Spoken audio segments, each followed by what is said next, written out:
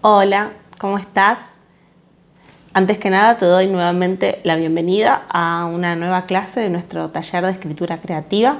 En el encuentro de hoy vamos a continuar profundizando y abordando elementos que se vinculan con la práctica de la escritura literaria y específicamente con la escritura ficcional narrativa. Ya lo venía prometiendo en videos pasados y llegó el momento de empezar a abordar las herramientas compositivas, los elementos constitutivos del texto literario, a partir de los cuales vamos a construir nuestros propios textos.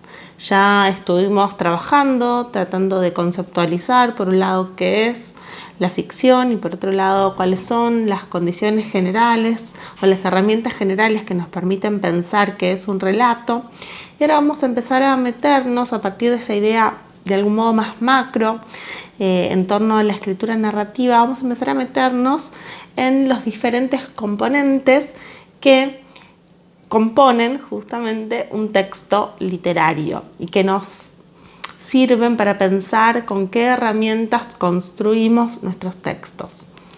Antes de empezar a trabajar sobre cada una de estas herramientas, empezar a discernir los diferentes componentes de una trama narrativa, quería abrir nuestro encuentro leyendo un fragmento de una entrevista a Jorge Luis Borges, porque me parece bastante revelador lo que plantea en este fragmento que ya voy a leer, y a su vez me parece que de algún modo nos permite para trazar como una especie de puente entre lo que venimos trabajando en los videos anteriores y esto que vamos a empezar a trabajar ahora.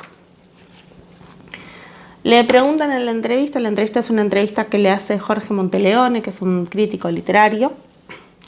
En la entrevista le preguntan por su idea de verosimilitud. Este concepto del que hablábamos en la primera clase, en el primer video, en relación a cómo un texto funda su propio orden de verdad y cómo un texto construye a partir de sus imágenes singulares su propio universo. Borges dice lo siguiente: verosimilitud es una palabra que se ha empleado mal. Lo importante no es que creamos en la verdad histórica de lo que se narra.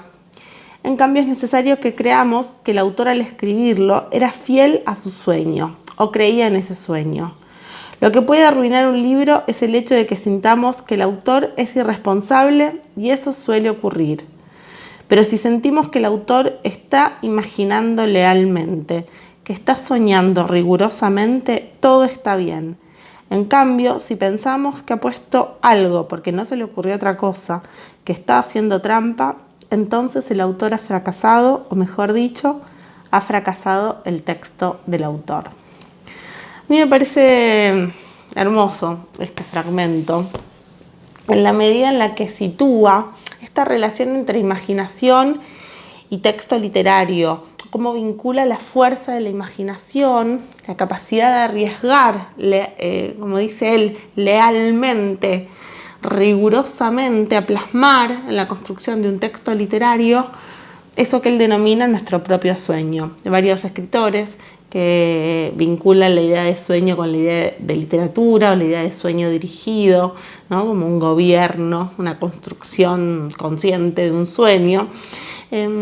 Y acá él de algún modo vincula esas ideas y me parece interesante para pensar, en la medida que vamos a empezar a sistematizar herramientas conceptuales, pensar que siempre la raíz del trabajo, sobre lo que se van a plegar siempre todas nuestras herramientas técnicas, siempre tienen que ver con apuntalar, profundizar y lograr capturar aún más lealmente la fuerza de nuestros sueños interiores, de nuestras imágenes internas, de nuestra capacidad de fabulación, de nuestra capacidad de invención.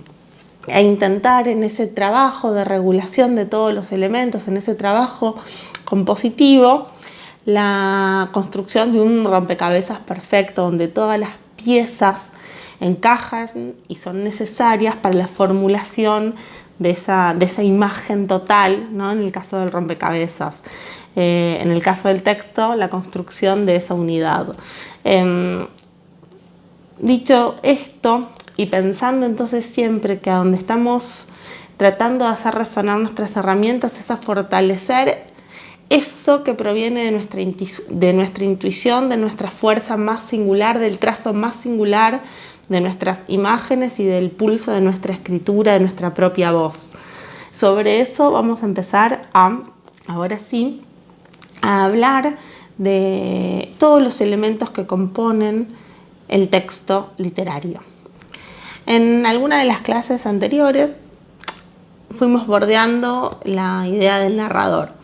Lo que planteábamos como una especie de idea general tenía que ver justamente con este elemento que vamos a situar como la matriz de donde emergen todos los procedimientos literarios, la construcción del narrador.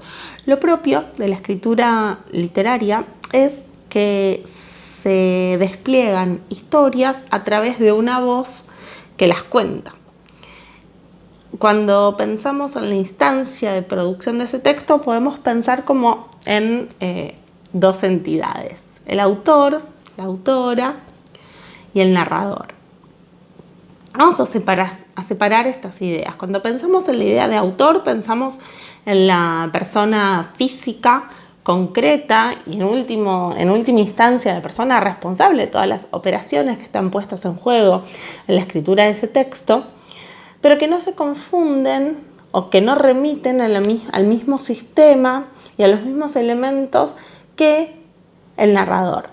Así como el autor es una persona física, la fuente primaria, como decíamos, por ejemplo, la cantera de donde brotan las imágenes de un texto, ¿no? Del autor nacen las imágenes que se plasman y que se despliegan en un texto literario, que se maniobran en un texto literario. En el caso del narrador ya estamos pensando en la construcción de una figura que es textual. La idea del narrador es la primera idea literaria que vamos a pensar que se construye cuando escribimos. ¿Quién cuenta la historia? Obviamente siempre hay un autor o una autora por detrás de un texto, alguien que construye ese texto. Pero la idea de narrador remite a una condición interna del texto y por eso le llamamos una figura textual. Es una imagen que se crea a partir de la idea de la voz que se pone en juego desplegando la historia y que se sitúa de diferentes perspectivas y con diferentes operaciones respecto de la historia que se cuenta. Vamos a hablar un poquitito entonces de las posibilidades de construir diferentes narradores o cuáles son los narradores arquetípicos que podemos reconocer y con los que maniobramos en la escritura. En la medida en que empezar a tomar conciencia de esta primera decisión o de esta primera intuición que a veces aparece, de algún modo es lo que va a orientar todo el trabajo de escritura o incluso de reescritura de una obra. Cuando pensamos en la idea de narrador, pensamos en la idea de quién cuenta la historia. ¿Cuál es la voz que ordena, que despliega el funcionamiento de la historia? Un narrador puede estar trabajado, o lo podemos pensar a partir de una construcción de lo que llamamos la persona gramatical. Una historia contada en primera persona, una historia contada en tercera persona e incluso una historia contada en segunda persona. Ya vamos a hablar de este caso menos usado en la literatura, pero que cuando está bien usado también tiene mucha fuerza. Pero en general los dos registros que prevalecen y que por los que podemos optar o que aparecen como intuitivamente cuando estamos empezando a escribir son los narradores en primera y en tercera persona. Vamos a pensar que el narrador en primera persona básicamente es un narrador que habla desde el yo y que en ese sentido puede tener por lo menos dos relaciones diferentes con la historia que se está contando. Puede ser un narrador que se sitúa como yo protagonista o un narrador que se sitúa como un yo testigo. Podemos pensar que el narrador protagonista es un narrador en el cual confluye la figura del narrador y la figura del personaje. Cuando pensamos en el narrador, pensamos en la voz que cuenta la historia, en esa figura textual que cuenta la historia, Y cuando pensamos en el personaje, por eso pensamos en la fuerza protagonista de la acción, o puede ser un personaje secundario en la historia, que por ahí estaría más ligado al yo testigo, pero cuando pensamos en personaje, en lo que estamos pensando es en una voz que narra involucrada desde la estructura de la acción. Se constituye como un personaje protagonista, en la medida en que despliega su propia historia. Un personaje, vamos a decir, testigo, un yo testigo, es un personaje que podríamos pensar que está al margen o como en la periferia de la historia, que tiene por algún mecanismo, que puede ser, por ejemplo, la coexistencia espacial, la posibilidad de narrar esa historia, porque desde algún punto de vista la conoce. Ahora vamos a hablar del punto de vista. Si tuviéramos que pensar en un procedimiento de un yo testigo, podríamos decir, por ejemplo, un personaje que todos los días se pasa las mañanas mirando a través de su ventana la vida pasar y todos los días va contando la historia o lo que ve desde esa ventana y lo que imagina de las historias de sus vecinos. Entonces cada vez va teniendo acceso a diferentes historias con diferentes protagonistas. Digo así, algo al azar, ¿no? Ahí tenemos un personaje que es exterior a la historia, que se ubica en algún punto con la capacidad de poder acceder a esa historia. A veces no necesariamente un narrador testigo, es un narrador que coexiste espacialmente. Lo estoy poniendo ahora como ejemplo porque me parece que es de algún modo más gráfico. Pero cuando pensamos en el narrador testigo, es alguien que de algún modo, como su palabra lo indica, tiene la capacidad de ser testigo de esa historia y que porque fue testigo tiene la capacidad de narrarla. Cuando pensamos en el narrador protagonista, pensamos en el narrador que es al mismo tiempo el personaje de la historia. Voy a leer un fragmento que me interesa mucho porque utiliza, voy a leer un fragmento de Klaus y Lucas que utiliza algo que es menos frecuente en la literatura, que es el narrador en primera del plural, en el nosotros. Klaus y Lucas es una trilogía de Agatha Christoph, que es una escritora que produjo esta serie de novelas y algunas otras más. También escribió un poco de teatro, un poco de autobiografía. Ya murió. Y esta es acá estoy. Su obra consagratoria. Es una trilogía, estos que son 3 novelas que atraviesan la vida de estos personajes, yo la voy a leer al principio, en distintos momentos de su historia. Voy a leer el principio de la primera novela de la trilogía, que se llama El Gran Cuaderno, y que aborda la infancia de estos 2 personajes, Klaus y Lucas. La particularidad estructural es que, aparte de estar trabajada en primera persona, en construir esta voz, esta primera persona del plural, que es como lo más singular dentro del uso de la primera persona en la novela del siglo XX, como esa revelación que produce en el campo de la literatura. Es una novela que está construida a partir de capítulos muy cortos, trabajados con la voz de unos personajes que de algún modo construye una voz muy sintética y una fuerza muy particular, porque elige como narradores y como personajes protagonistas a 2 niños. Empieza así: La llegada a la casa de la abuela, se llama el capítulo. El libro se llama El Gran Cuaderno. Venimos de la gran ciudad. Hemos viajado toda la noche. Nuestra madre tiene los ojos rojos. Lleva una caja de cartón grande y nosotros 2 una maleta pequeña, cada uno con su ropa, además del diccionario grande de nuestro padre, que nos vamos pasando cuando tenemos los brazos cansados. Andamos mucho rato. La casa de la abuela está lejos de la estación, en la otra punta del pueblo. Aquí no hay tranvía, ni autobús, ni coches. Solo circulan algunos camiones militares. Apenas hay transeúntes. El pueblo está silencioso. Se oye el ruido de nuestros pasos, caminamos sin hablar, nuestra madre en medio, entre nosotros dos. Ante la puerta del jardín de la abuela, nuestra madre dice: esperadme aquí. Esperamos un poco y después entramos en el jardín, rodeamos la casa, nos agachamos debajo de una ventana de la que vienen las voces. La voz de nuestra madre dice: ya no tenemos nada que comer en casa, ni pan, ni carne, ni verduras, ni leche, nada, no puedo alimentarlos. Otra voz dice: y entonces te has acordado de mí. Durante 10 años no te has acordado, no has venido ni has escrito. Nuestra madre dice: sabe muy bien por qué. Yo quería a mi padre. La otra voz dice: sí, y ahora te acuerdas de que también tienes una madre. Llegas y me pides que te ayude. Nuestra madre dice: no le pido nada para mí, solo me gustaría que mis hijos sobreviviesen a esta guerra. Bombardean la ciudad día y noche y ya no hay nada que comer. Evacúan a los niños al campo, a casa de parientes o de extraños, a cualquier sitio. La otra voz dice: solo tenías que enviarlos a casa de algún extraño, a cualquier sitio. Nuestra madre dice: son sus nietos. Mis nietos, ni siquiera los conozco. ¿Cuántos son? 2 chicos gemelos. La otra voz dice: ¿qué has hecho con los otros? Nuestra madre pregunta: ¿qué otros? Las perras tienen 4 o 5 cachorros cada vez. Se quedan 1 o 2 y a los demás los ahogan. La otra voz se ríe muy fuerte. Nuestra madre no dice nada y la otra voz pregunta: ¿tienen padre al menos? No estás casada, que yo sepa. No me invitaste a tu boda. Sí que estoy casada. Su padre está en el frente.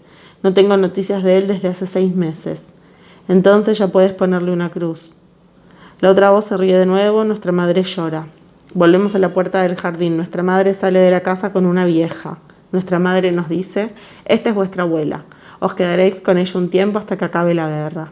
Nuestra abuela dice: puede ser mucho tiempo, pero yo les haré trabajar. No te preocupes. La comida no es gratis, aquí tampoco. Nuestra madre dice: os mandaré dinero. En las maletas está su ropa y en la caja sábanas y mantas. Sed buenos, pequeños, os escribiré. Nos besa y se va llorando. La abuela se ríe muy fuerte y dice: sábanas y mantas, camisas blancas y zapatitos de charol. Ya os enseñaré yo a vivir, ya veréis. Le sacamos la lengua a nuestra abuela. Ella se ríe más fuerte aún, dándose palmadas en los muslos. Este es el primer capítulo, donde de algún modo en esta escena, así como trabajábamos cuando vimos en un video anterior el principio de la novela de María Gurich, de donde viene la costumbre, que era la escena esa en donde la hija se caía, o sea, intentaba suicidar y se caía de la rama del árbol y no lo lograba, y sobrevivía a su propio intento de suicidio. Acá vemos esta escena de una novela que tiene esta extensión, la escena fundacional también, en el momento en el cual la madre se tiene que desprender de estos hijos y entregarlos a la abuela, y claramente todos los rasgos de estos personajes aparecen pintados con mucha claridad. A mí esta novela me gusta por cómo trabaja desde el punto de vista de los niños la agudeza de la percepción de la crueldad de ese mundo sumergido en la guerra. En este caso es la Segunda Guerra Mundial. Esta novela es una novela que Agatha Christoph escribe, que ella es europea, nació en Hungría y al tiempo migró a Francia justamente por las situaciones propias de la guerra, la posguerra, en principio la guerra, después las invasiones, después las invasiones nazi, las invasiones rusas, bueno, y toda esa particularidad que configuró el mapa europeo a lo largo del siglo XX la fue llevando y trayendo de un lado para otro en diferentes momentos de su vida, y de algún modo esta trilogía que narra la historia de los personajes desde que son niños hasta la adultez da cuenta, absolutamente distorsionado respecto de su propia experiencia, de ese gran núcleo biográfico que atravesó no solo su vida, sino la vida de toda su generación, de toda su familia, y donde podemos observar un poco también esa conexión entre ficción y experiencia de la que hablábamos al principio. Ahora lo que me interesa es concentrarnos en la construcción de esta voz. Elige estos hermanos gemelos y el arrojo a esa situación donde la crueldad de la guerra de la que intentan escapar se reproduce en esta especie de personaje que a mí se me presenta como una especie de abuela de bruja de cuento, tipo abuela de Hansel y Gretel, con esos rasgos bien estereotipados marcados y que crea una atmósfera y un tono muy particular para el trabajo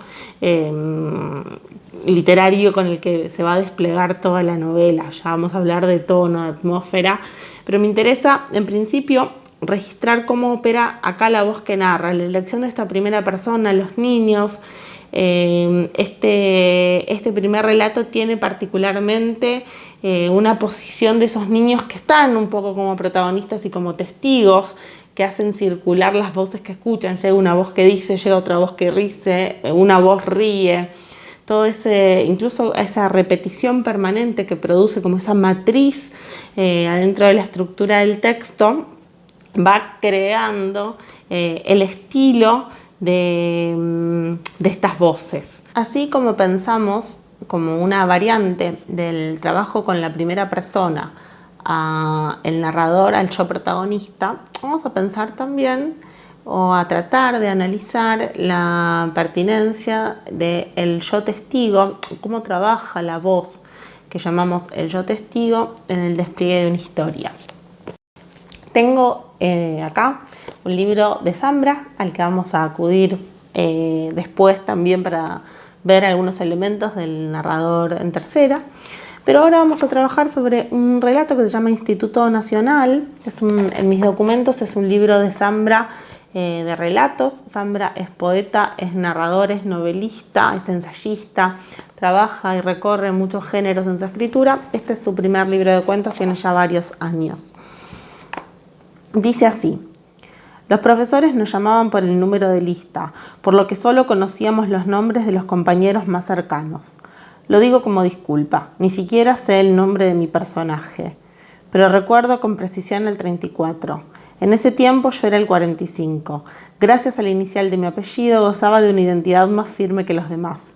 Todavía siento familiaridad con ese número. Era bueno ser el último, el 45. Era mucho mejor que ser, por ejemplo, el 15 o el 27.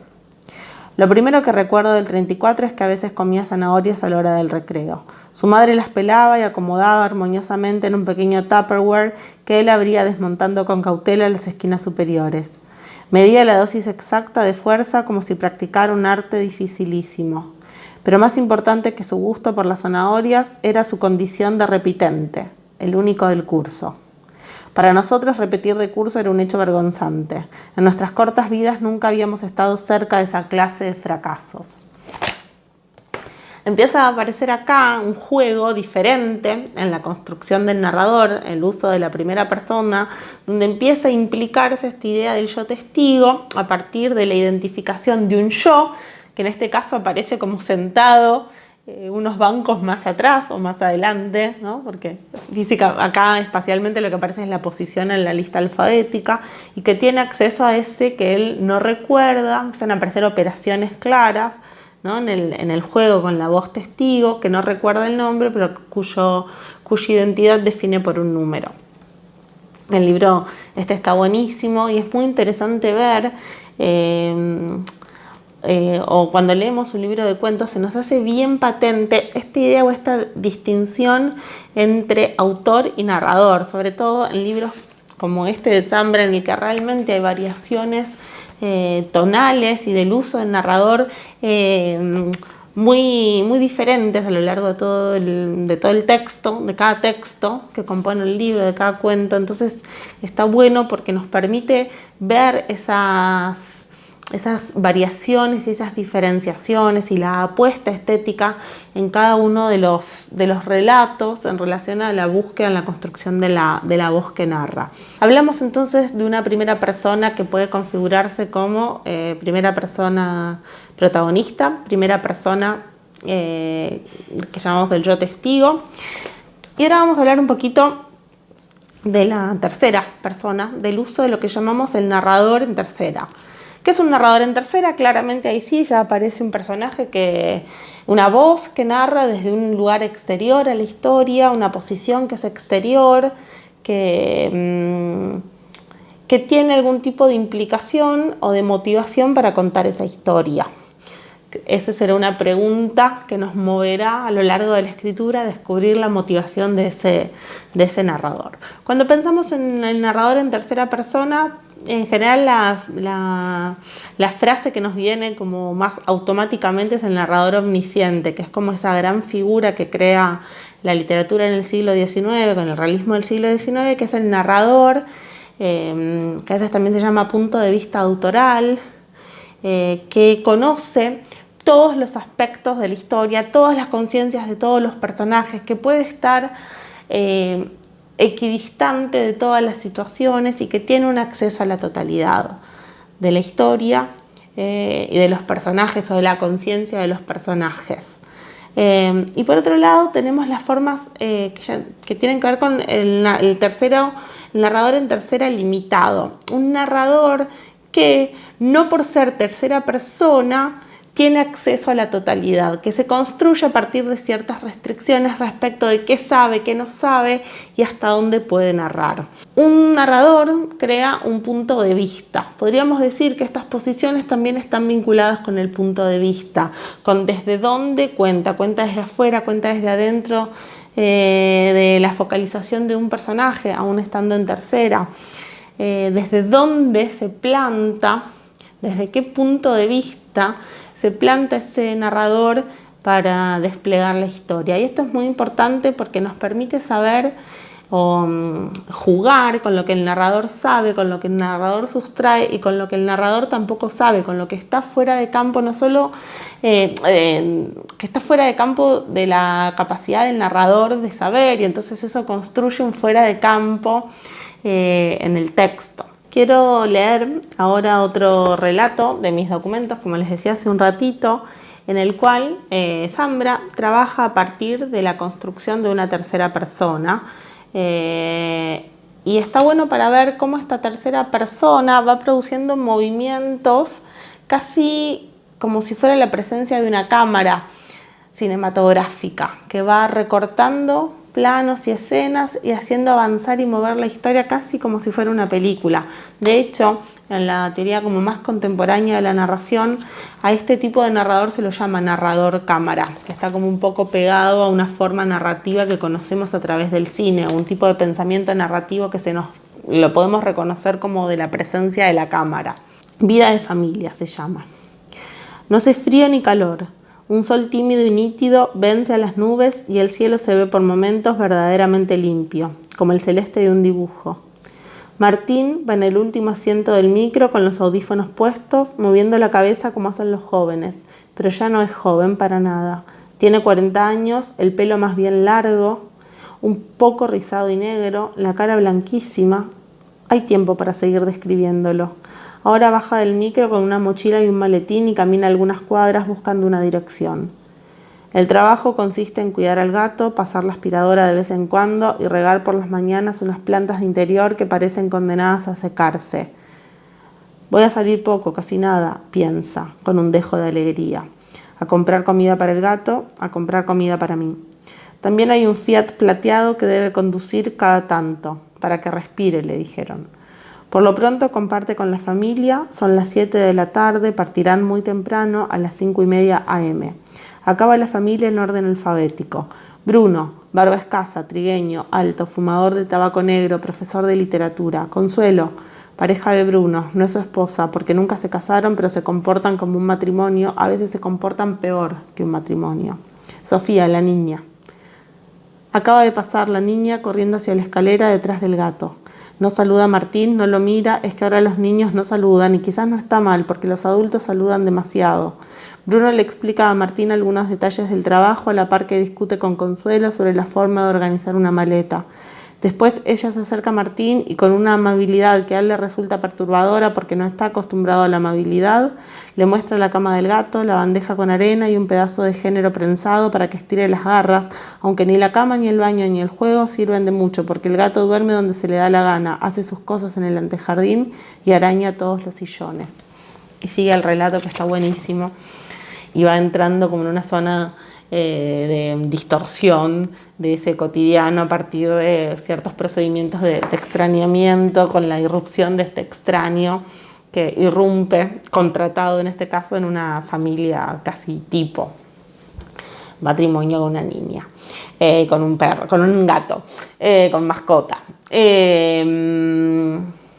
Es interesante ver acá cómo aparece esta operación del narrador, esa capacidad que tiene de ir generando y partiendo las escenas y variando los ritmos, contando o desplegando el mundo de los personajes, el mundo observable de los personajes y también elementos de su mundo interior, lo que piensan, lo que sufren, todo ese conocimiento que el narrador va teniendo de cada uno de los personajes. Encontramos ahí este punto de vista que llamábamos autoral, donde el personaje, el narrador, tiene una presencia marcada en el modo de ir dosificando la historia, de ir disponiendo elementos y relatos y a su vez de ir contando alternadamente elementos de los personajes.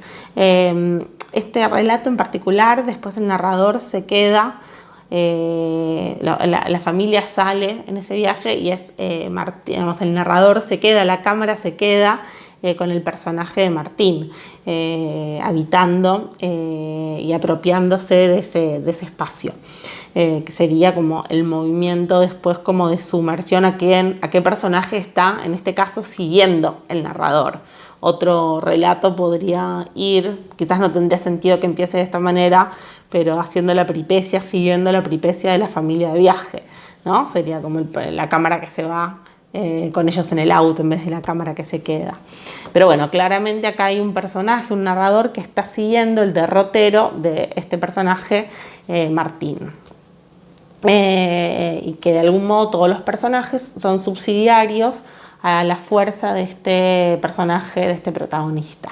Narrador en primera, narrador en tercera, y un narrador que, aunque esté en primera o en tercera, siempre nos implica en una pregunta: ¿cuánto sabe? ¿Cuánto cuenta? ¿Cuán limitado puede estar? Para que, restringido, limitado en lo que sabe o en lo que despliega, para que la historia vaya teniendo también ese fuera de campo. Ya vamos a ir profundizando en cada uno de estos elementos. Nos quedamos por ahora con la idea de persona gramatical y con la conciencia que empezamos a entender de las posibilidades de construir un narrador. Así como pensamos que en las operaciones que involucran a la construcción del narrador se pone en juego la persona gramatical, el yo, o la tercera persona, decíamos la primera y la tercera, y esas variaciones que podemos encontrar dentro de cada una de estas personas, encontramos también que dentro de esa definición empieza a aparecer el tiempo verbal, el tiempo en el que el narrador, sea en primera o en tercera, narra. Narra en pasado, narra en presente, narra como simultáneamente a los sucesos que están aconteciendo. En Klaus y Lucas hay como un juego que está un poco vinculado con el desarrollo un poco en presente, tiene una narración en la que predomina muchas veces el tiempo presente. En el caso del relato que leíamos de la escuela, del colegio, claramente aparece ahí la evocación de un pasado, el trabajo, con el tiempo que podríamos pensar que naturalmente es el tiempo de la narración. Se narra lo que ya sucedió, o a lo sumo se narra lo que está sucediendo, que de algún modo genera como una mímesis con un tipo de discurso narrativo también ligado al cine, como el uso del presente genera ese imaginario muy ligado a la expectación cinematográfica, ¿no? Como la sincronicidad de la historia que se va desplegando y la expectación en el caso del cine, ¿no? El cine, la propiedad, o lo que domina el canon cinematográfico, porque hay algunas películas que por ahí no trabajan tanto en esa dimensión, pero lo que estamos más acostumbrados a leer, a ver, lo que ha generado como un adiestramiento en nuestra mirada, en nuestro modo de percibir, es la sincronicidad que coincide nuestro presente de lectura, en nuestro caso, en el caso del cine, nuestro presente de expectación, con ese presente de la historia que se transmite cada vez que una película se proyecta, ¿no? Pero son estas siempre operaciones. Está bueno entender que es una decisión y que eso va a impactar estéticamente en el tipo de complicidad que va a construir o de copresencia que va a construir ese dispositivo temporal entre la voz que narra y la presencia de quien lee en ese texto. Persona gramatical, tiempo verbal, como esas dos operaciones de base que elegimos como procedimientos fundacionales del relato. ¿Quién narra y desde dónde narra? Me gustaría entonces ahora sí profundizar a partir de la idea de la voz del narrador algunos elementos que nos permiten seguir profundizando en esta idea que de algún modo es la central en la escritura y que vincula la idea de voz con la idea de tono. Cuando pensamos en la voz del narrador, pensamos que ese narrador, al estar situado, al ser una voz que se despliega obviamente en el lenguaje, pero que evoca a un cuerpo, a un alguien que narra, esa voz necesita tener algunas marcas en su constitución que nos permitan generar una fluidez y un registro en esa escritura. La voz que narra es de algún modo la voz que es responsable de generar fluidez a lo largo de todo el relato y es la voz que nos va conduciendo en el cauce del texto. El procedimiento con el que esa voz se arma, la plástica de esa voz, la música, el ritmo, cómo va desplegando cada una de las imágenes, es de algún modo lo que le va a dar la fuerza estética a un texto. Los libros, por ejemplo en el de Zambra, es muy claro cómo la voz que narra y el procedimiento a partir del cual se va construyendo, va conduciendo el relato. En el caso de Klaus y Lucas, al ser una traducción, aparecen primero como algunas inflexiones que tienen que ver con un español de España, que ya nos genera como cierta distancia, pero haciendo un poco como el intento de sortear esa traba que propone el libro, me parece que hay algo interesante en cómo captura y cómo singulariza esa voz de los niños. Cuando avancen en la lectura van a ver que justamente la fuerza está en cómo trabaja ese punto de vista de los niños o cómo perciben el mundo de los niños y a su vez la crueldad que se va armando en la construcción de esos personajes, en la agudeza de la percepción, en esa cosa un poco monstruosa que va delineando a estos personajes. Todas esas operaciones cristalizan en la superficie del texto a partir de lo que llamamos la construcción de la voz del personaje. ¿Cuál es su gramática? ¿Cuál es su sintaxis? ¿Qué tipo de musicalidad, qué tipo de registro, de repertorios léxicos, de fraseo ese texto genera? Cuando leemos un texto quizás no tenemos registro técnico de esto, pero es algo que está bueno ir adquiriendo cada vez que leemos, que es empezar a registrar la plasticidad de esa voz. Cuando digo la plasticidad no es la flexibilidad, sino los recursos estéticos con los que se va construyendo, la sintaxis, cómo usa el lenguaje, qué tipo de palabras usa. Es un lenguaje más formal, es un lenguaje más coloquial, coincide de algún modo la perspectiva generacional que intuimos en lo autoral con la construcción de la voz del narrador. Todas esas operaciones claramente construyen el procedimiento de la escritura. En el ejemplo de Klaus y Lucas es claro, ¿no? Como esta diferenciación que podemos imaginar entre la voz de Agatha Christoph, mujer escritora, y el trabajo de construcción en la voz de estos niños. De hecho, ella en algunas entrevistas, una de las cosas que contaba es que se había inspirado o que había buscado unas referencias, un lugar donde construir el oído a partir del cual ir desplegando la voz de Klaus y de Lucas a lo largo de toda la novela, que fue en los cuadernos, de hecho se llama El Gran Cuaderno, en los cuadernos de clase de sus hijos. Y eso es re interesante porque, no solo tiene que ver con un oído construido, obviamente en la propia memoria de infancia y también en la observación de sus propios hijos, sino en un registro particular del lenguaje escolar, ¿no? Donde la adquisición de ciertas pautas de escolarización en los primeros años tienen que ver con ese registro de esa sintaxis corta de sujeto y predicado, de oraciones cortas, que hacen posible que los niños puedan expresarse en el lenguaje escrito, que es algo de lo que pasa en Klaus y Lucas. No hay casi oraciones subordinadas, oraciones de gramática compleja, es sujeto, predicado, una oración corta al lado de la otra. Eso, aparte de darle una crudeza al texto, repone de algún modo el modo de construir el lenguaje de los niños. A los niños, cuando quieren armar frases complejas, es lo primero que se les complica. Expresar ideas complejas tiene que ver también con dominar formas más complejas gramaticales en el lenguaje. En el caso de Zambra aparecen todas otras operaciones, obviamente otro modo de ligar, otro tipo de tratamiento de esa misma prosa a partir del uso de oraciones más subordinadas, de una música, de una cadencia mucho más ligada a la extensión de la frase, a una matriz rítmica ligada a las repeticiones y a las variaciones de ritmo.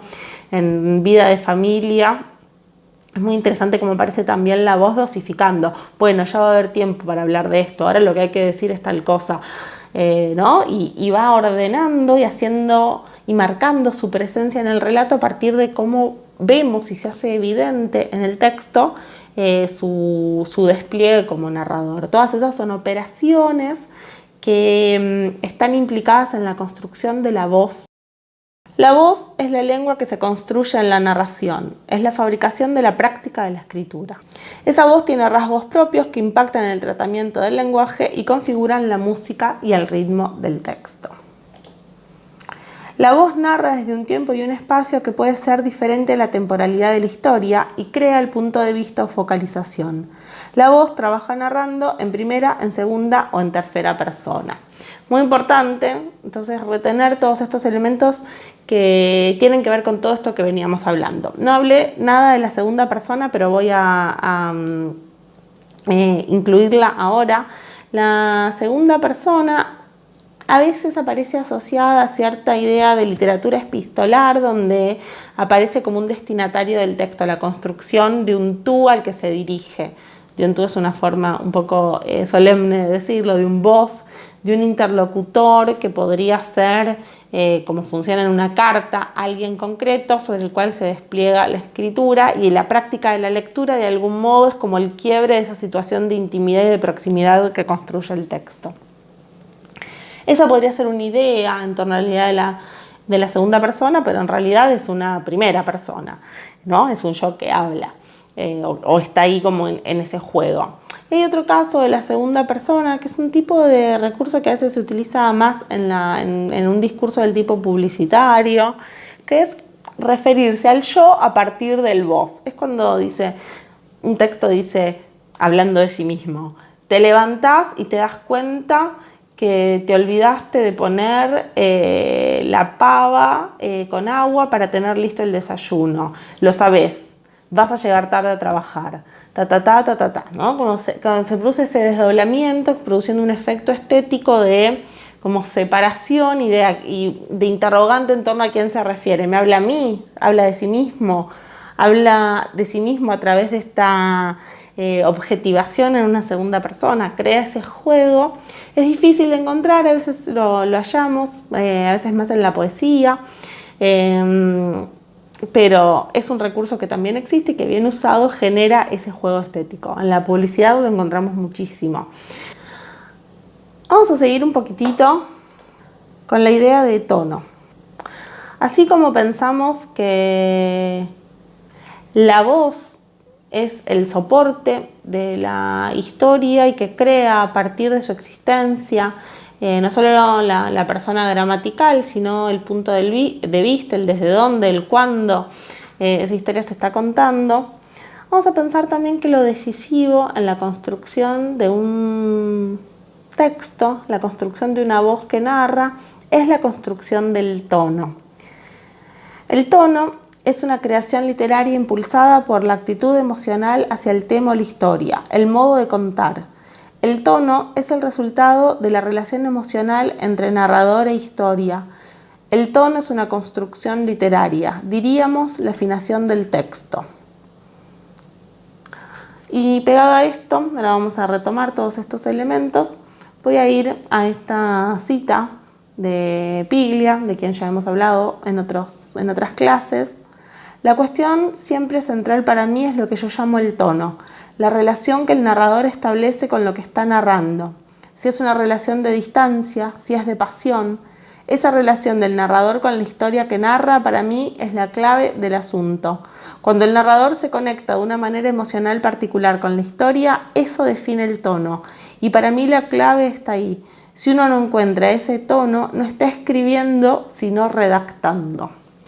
Es interesante, me parece, cómo aparece acá esta idea que se pliega a la idea de voz y que define de algún modo qué es una voz a partir de la noción de tono, del tipo, o el tono como el resultado estético en la construcción, en el procedimiento literario, que es el resultado, decía, de la relación emocional que establece la voz con lo que está narrando.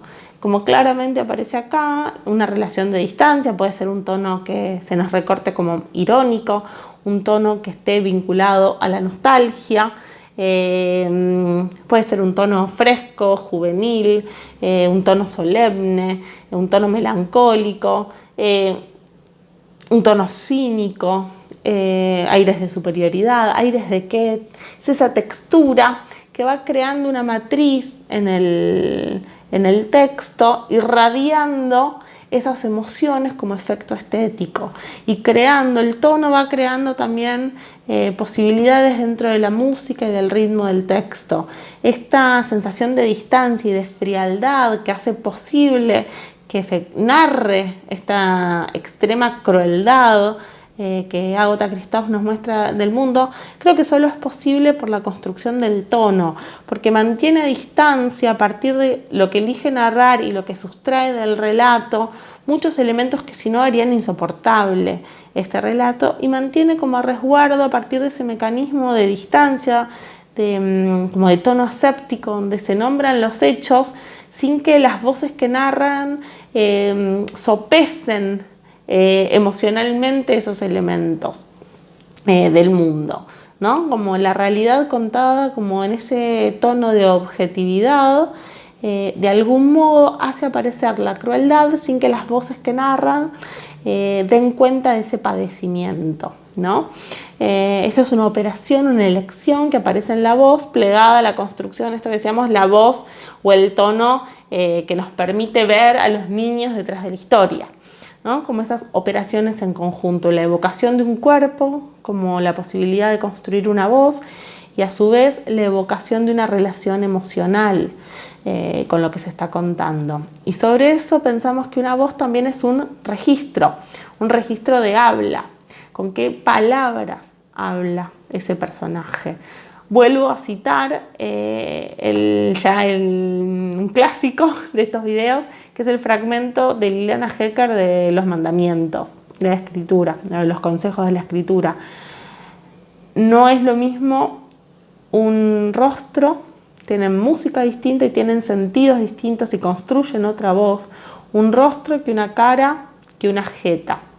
En esa diferenciación podemos encontrar el estilo, el registro de esa voz, si es una voz más ligada a lo coloquial, si es una voz más ligada a ciertas formas más literarias o del discurso escrito, si es una voz que porta algún tipo de saberes o de formaciones discursivas particulares, habla de determinada manera, es una voz docta, es una voz intelectual, es una voz más popular. Todos esos elementos configuran las posibilidades de articulación. Otro elemento que nos sirve para pensar, un elemento constitutivo del relato y que nos permite ordenar de forma muy clara un relato, es la idea de foco. ¿Qué es lo que esta historia quiere contar? ¿Dónde necesito hacer foco para que esa historia se despliegue? ¿Qué es lo que concentra como este núcleo narrativo?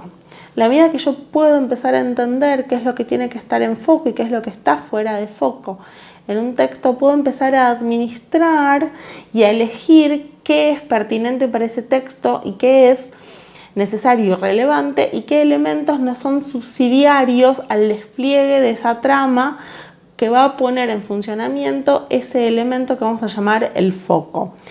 Así como tenemos el foco, podemos pensar también que otro de los elementos que se articulan en una trama es el sistema de figuratividad de un texto.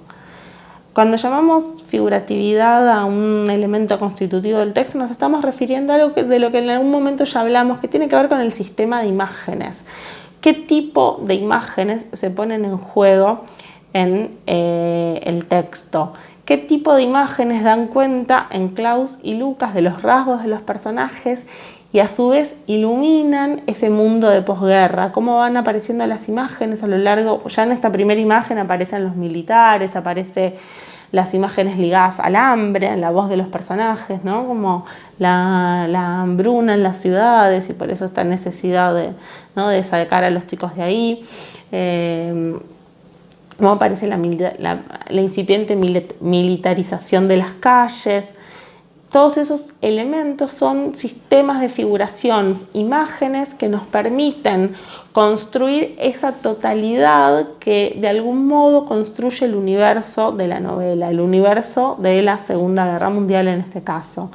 La novela nunca es explícita respecto, habla como de una guerra, hay como una especie de recurso a la universalización, se despega en ese sentido de ciertas vertientes más realistas, y no aparecen nombrados ni los países, da a entender o sugiere, nos permite inferir, no solo por lo que sabemos biográficamente de la autora, pero también esencialmente por lo que sabemos por los libros de historia, por la historia del siglo XX, a que lo que está refiriendo es a la Segunda Guerra Mundial, pero la operación de figuratividad del texto es de algún modo desplazarse hacia un imaginario un poco más abstracto. No hay referencias de lugares específicos, pareciera que es porque se sabe la historia, un país de Europa del Este, parece que estos primeros ejércitos que invaden parecieran ser los ejércitos nazis, de lo que se está escapando porque todavía está la guerra. Después, más adelante, ya serán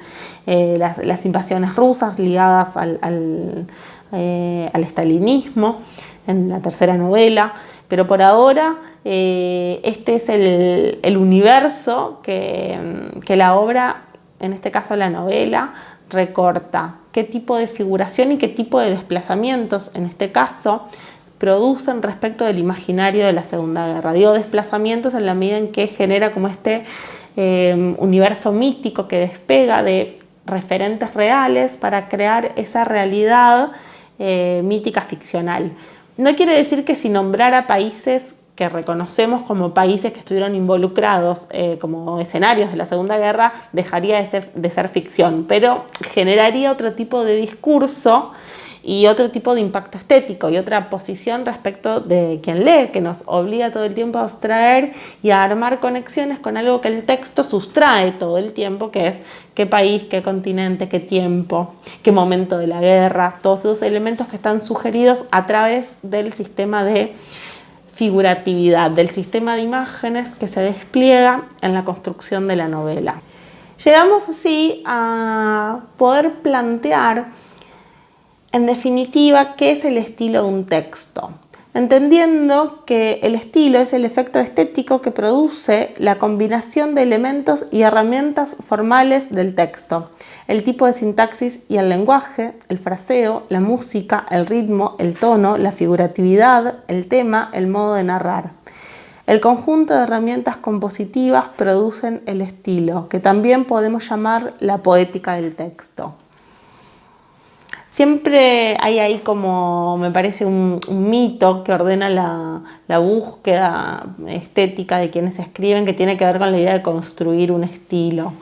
A mí me parece interesante esta cita en la medida que da cuenta de que, en definitiva, el estilo es del texto, porque es el resultado, ese efecto estético, el resultado que nosotros podemos observar y experimentar como placer plástico y como juego literario en la instancia de la lectura, que es el resultado de la combinación de todos los elementos compositivos que ese texto pone en juego. Es cierto que cuando leemos un autor, por ejemplo, si leemos Alejandro Zambra o si leemos a Agatha Christoph y leemos alguna de sus otras novelas o esta novela en continuidad, hay elementos que tienen que ver con sus núcleos de escritura que obviamente insisten y nos permiten dar cuenta de algo así como esa voz autoral, ¿no? De eso que construye la singularidad de un escritor. Pero está bueno entender que lo que vamos a buscar escribir en todo caso o a reconocer o lo que no está dentro de nuestro campo de maniobra siempre no es la totalidad de nuestra obra, sino vez por vez cada uno de los textos que escribimos y empezar a tomar conciencia de las operaciones que ponemos en juego cuando componemos un texto, discernir todos los componentes que se entrelazan en la construcción de un texto es lo que nos permite empezar a dominar técnicamente la escritura y sobre todo a empezar a reconocer desde la posición de la corrección. ¿Recuerdan cuando hablábamos de los 3 momentos, la escritura o el acopio, la escritura de una primera versión y la corrección? Empezar a entender cuáles son las zonas que necesita este texto ser trabajadas. Cuando tengo herramientas puedo empezar a discernir, le faltan imágenes más singulares, la figuratividad no termina de recrear y de volver experimentable para el lector el mundo que estoy construyendo, como si faltara o fallara algo de la sensorialidad y de la figuratividad del texto, y es donde tengo que trabajar. Hay que trabajar en la voz. Puedo probar qué pasa con este texto si lo cambio de primera a tercera, de tercera a primera. Todas esas operaciones son operaciones de maniobra que nos vuelven hábiles, que nos vuelven más dispuestos a experimentar en el único campo de prueba que tenemos cuando escribimos y el único lugar donde podemos extraer la certeza de qué funciona y qué no, que es de nuestros propios textos y escribiendo. No está la receta, no hay una a priori, tal cosa en primera, tal cosa en tercera es la garantía de que algo funcione. Hay que probar, hay que ir descubriendo, siguiendo las intuiciones, por qué una historia nace en primera, por qué intuitivamente la organizamos en tercera y empezar a armar esas preguntas al momento de escribir. Lo mismo con los tiempos verbales, con la focalización, con el punto de vista y obviamente en la construcción de esto que llamábamos el tono y el registro de la voz. Todos esos elementos son elementos que se construyen, que se trabajan y que requieren de una escritura pausada. Si yo trato de escribir y avanzar con esa voluntad que a veces tenemos, ¿no? De que pensamos que mucho volumen de material es lo que nos configurará un texto rápidamente lo que a veces sucede es que ese mismo texto fracasa y no sabemos qué hacer porque no hemos dado pasos firmes en segmentos de material maniobrables. Vamos a estimular cada vez en el marco del taller escribir segmentos que funcionen como ladrillos sólidos de la expectativa que tenemos respecto de la extensión de un material.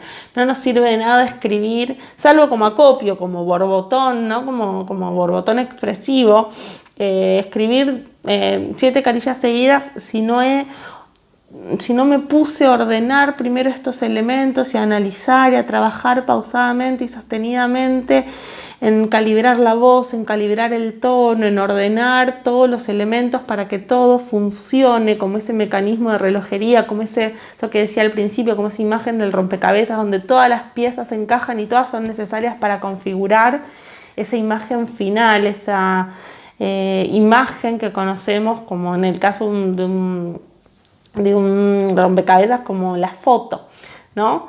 En el caso del relato será esa imagen atravesada por el dinamismo de la historia, en la cual habrá un recorrido que va desde el principio hasta el final, armando un relato. Como siempre digo, es importante para poder desarrollar estas herramientas entrenar un montón la escritura y también activar la mirada cada vez que leemos o cómo podemos volver sobre algunos materiales que ya hemos leído, novelas, cuentos que nos marcaron, que nos impactaron, que sabemos que nos atravesaron, para volver a leer algún fragmento, abrir el libro por cualquier parte, tratar de observar estas herramientas en funcionamiento, para ver cómo se ponen en juego vez por vez y singularmente, cómo cada escritora y cada escritor se apropia de estas herramientas para construir su propio discurso y su propio estilo.